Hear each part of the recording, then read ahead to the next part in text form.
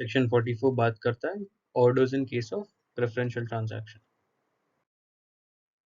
जब adjudicating authority को on an application made by RP और लिक्विडेटर ये पता चलता है कि कोई एक प्रेफरेंशियल ट्रांजैक्शन हुआ है, तो ऐसे केस में एडजुडिकेटिंग अथॉरिटी क्या ऑर्डर देगी? तो पहला ऑर्डर वो देगी, require any property to be transferred in connection with the giving preference. मतलब जो भी ऐसी प्रॉपर्टी ट्रांसफर की गई थी वो वापस आ जाएगी कॉर्पोरेट डेटा में, मतलब वापस कंपनी में आ गई वैसी प्रॉपर्टी जो हमने दी थी।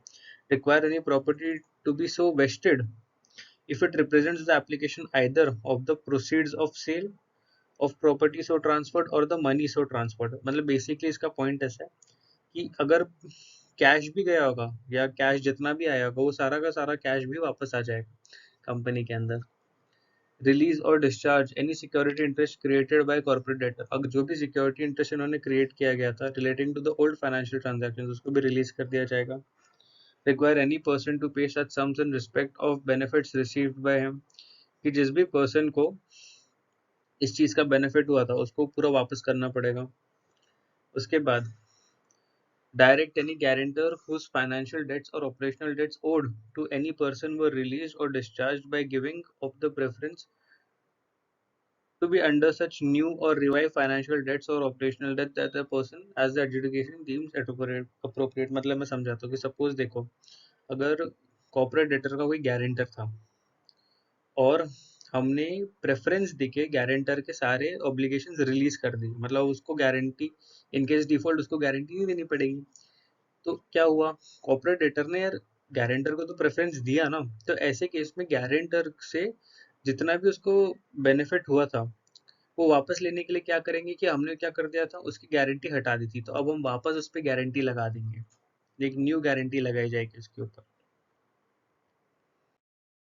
अब direct for providing security or in charge of property for discharge of financial debts, operational debts under that order and such security interest to have the same priority as security charge release or discharge। मतलब simple वही point है कि जो भी हमारा security interest जो पुराना वाला था जो गारंटर पे लगाया हुआ था और हमने रिलीज कर दिया था, अब वही वैसा का वैसा एक और सिक्योरिटी इंटरेस्ट उस पर वापस लगाया जाएगा, फाइनेंशियल या ऑपरेशनल ऑब्लिगेशन उस पर वापस लगाया जाएगा जिसका सेम ही इक्विवेलेंस होगा जो पहले वाले जितना था।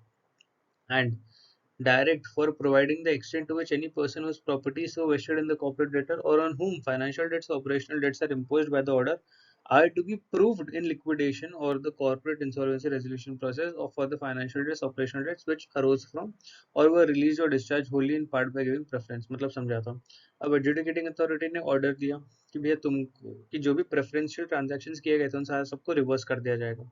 बेटा ऐसे तो बहुत सारे लोग होंगे ना क्रेडिटर जिनको प्रेफरेंशियल ट्रांजैक्शन दिया गया था क्योंकि उनका ऑलरेडी उन्होंने कंपनी को पैसा दिया था तो उनका तो हक था पैसा मिलना।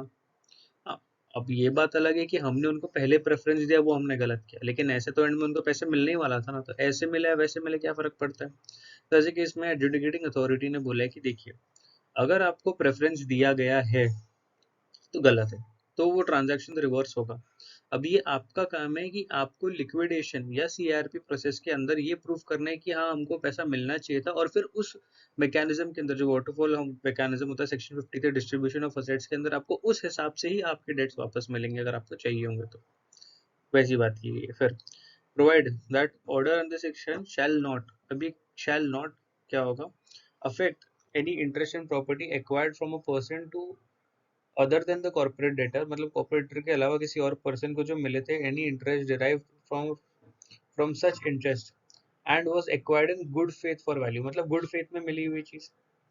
अब क्या बोल रहे हैं कि अगर गुड फेथ में किसी को मिला है तो हम उस पर अप्लीकेबल नहीं होगा, but it will require a person who receive the benefit from the preferential transaction good faith and for value to pay a sum to the liquidator professional। मतलब उसको जितना भी बेनिफिट मिला था और उसको गुड फेथ में लिया लेकिन फिर भी रिवर्स तो करना पड़ेगा, तो उसको पूरा लिक्विडेटर रेजोल्यूशन प्रोफेशनल को वापस करना पड़ेगा।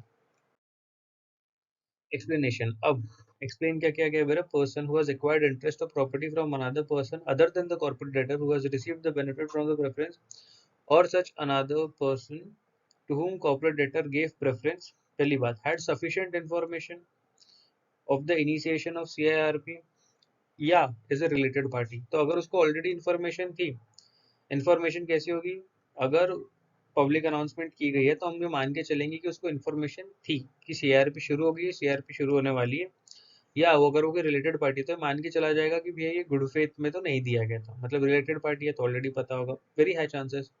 या अगर उसने पब्लिक अनाउंसमेंट भी हो गई है तो भी हमको आइडिया आ गया कि इसको तो पता ही होना चाहिए फिर कि ऐसी ऐसी बात है, उसके बावजूद उसने प्रेफरेंस ट्रांजैक्शन किया, तो ये गलत किया। तो हम मान के चलेंगे कि गुड फेथ में नहीं किया गया था, अब वो उस पे आ जाते हैं कि आप प्रूफ करो कि नहीं भी हमने तो गुड फेथ में किया था।